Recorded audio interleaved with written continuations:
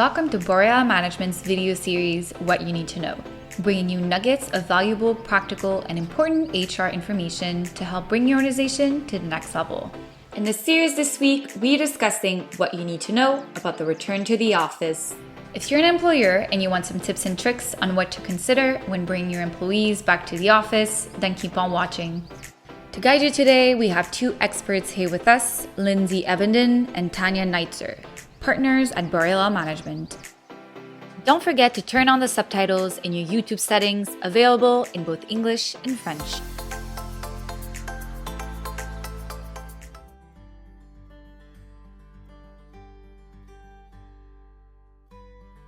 Yes, we can hardly believe it either, but thanks to the vaccine rollout, as it stands now, it does look like we will be allowed to bring employees back in the coming months.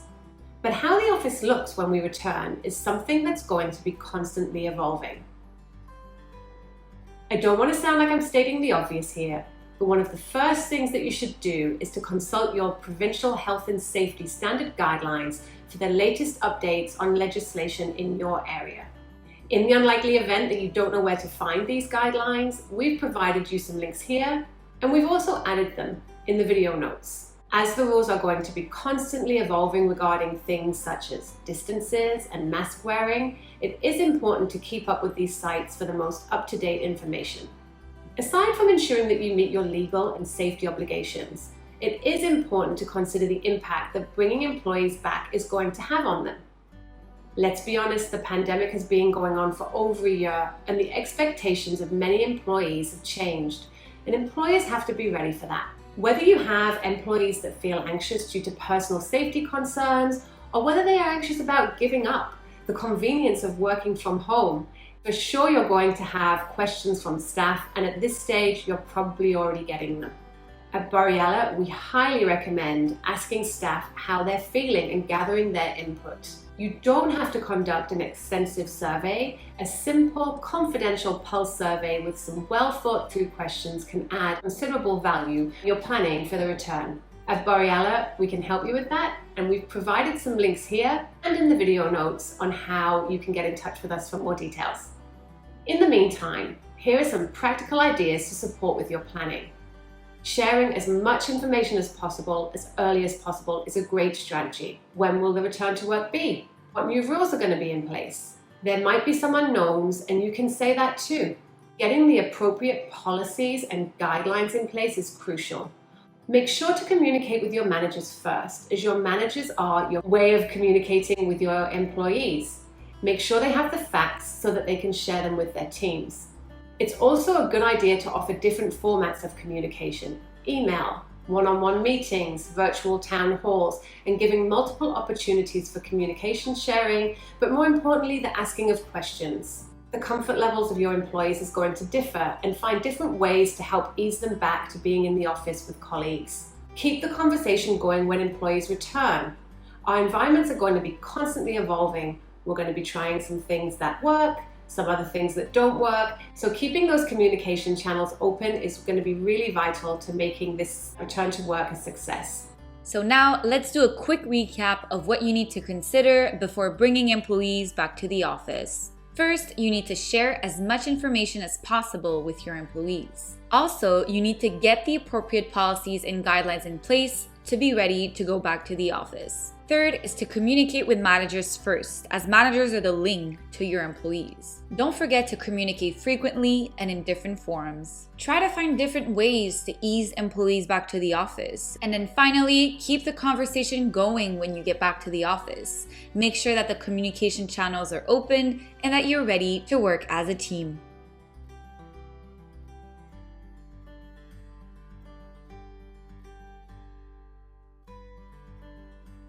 So let's firstly begin with the question of vaccines. As HR consultants, we have been closely monitoring the legal advice surrounding this very tricky and difficult situation that employers are faced with.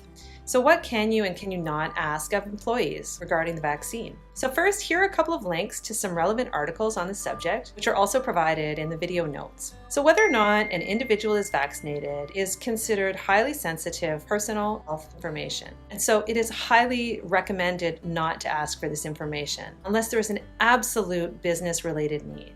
We strongly recommend seeking legal advice to validate whether the employer's perceived need to ask for this information is actually warranted, and also to craft a really solid policy surrounding this reason, as well as any accommodations that would need to be made under human rights legislation. So what would you do if an employee is showing symptoms of COVID in the workplace? Could the employer ask their employees to get tested? So again, generally speaking, the employer cannot force an employee to get tested. However, as an employer, you do need to ensure that you are providing a safe workplace. So it will be essential that you have extremely clear policies and procedures in place that state and document the guidelines and rules for when an employee is showing symptoms. So for example, health questionnaire, asking employees to leave if they're experiencing any symptoms. Finally, that they need to either quarantine for 2 weeks or confirm a negative test result before returning to work. It is also really important to ensure that any medical information you collect is highly safeguarded and strictly kept on a need-to-know basis. What about face masks? As of today, the wearing of face masks and maintaining physical distancing are still required in an office environment. Your obligation as an employer is to keep up to date with the latest local legislation. Think about what policies will be most fitted to your organizations. Think about creating policies that reinforce both the employee safety and employee rights. So, try to consider policies such as, will you give paid leave if employees need to quarantine, or sick days while they wait for test results, even if they've already used up their allotted sick days? Can employees work from home while they're waiting for test results or quarantine? What is the policy for employees that can't actually perform their tasks from home? Finally, what about travel for work? What kind of policies will you put in place for this? Does your workplace have any risk of abusive rules? Navigating through the transition of the return to office is really difficult for employers. Your employees may have varying viewpoints on vaccines and testing, and there's also a lot of ambiguity about what the return will mean for your employees.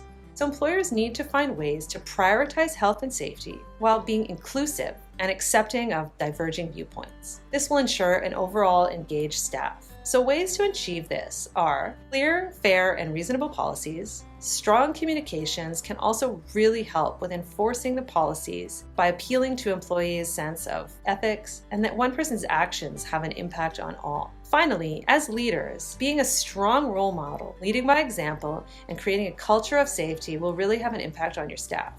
Borealis Management can help assist you in updating your policies, thinking through the general implications, as well as finally communications planning. We can also point you in the direction to great legal advice so that you can be sure that you're covered for whatever you're being faced with. So check out some of our information in the video links. So now let's do a quick recap of what you need to consider before bringing employees back to the office. First, you need to create clear policies and procedures that states and documents the guidelines and the rules for when an employee is showing symptoms. What is very important is that any medical information you collect needs to be highly safeguarded. Concerning face masks, your obligation as an employer is to keep up to date with the latest provincial legislation. You also need to think about creating policies that reinforce both the employee safety and employee rights.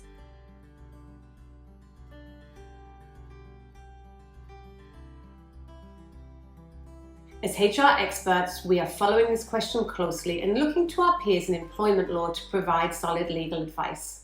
Under health and safety legislation, employees do have the right to refuse work if they have a reasonably held belief that the workplace poses a threat to their health and safety. That said, fear of contracting COVID alone does not warrant an employee's refusal to come to work.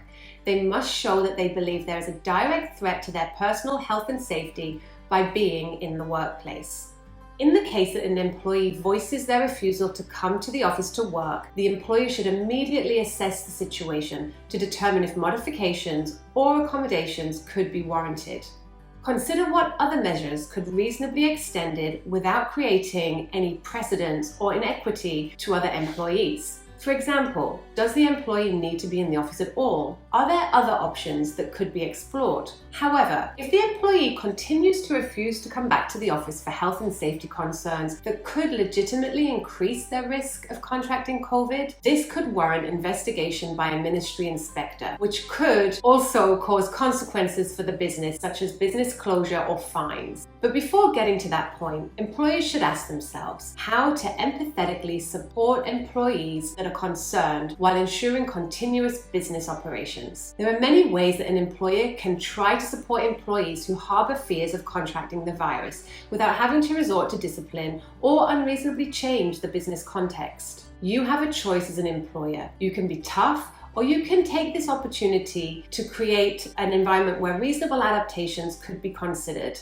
This can help avoid complaints and avoid fear. Communicating really well the safety standards that the employer has put in place will help employees see that safety really is a priority. Perhaps you could consider something like a virtual office tour, for example, before the return to work, just to put people at ease about coming back to the office and what it's going to be like. Allowing space for concerns can also help. As we talked about in our earlier videos, giving employees a forum for questions and concerns and responding to and acting on those concerns will show that you're listening. We've said it before and we'll say it again. Communicate, communicate, communicate. As always, we have provided a couple of interesting articles that tackle this subject. We've also provided links to these articles in the video details. So Borriella Management are here to support you thinking through the return to policies that fit with your organizational needs. We can also point you in the direction of really great legal advice to support with the specific issues that may arise as you transition to bringing employees back to the office.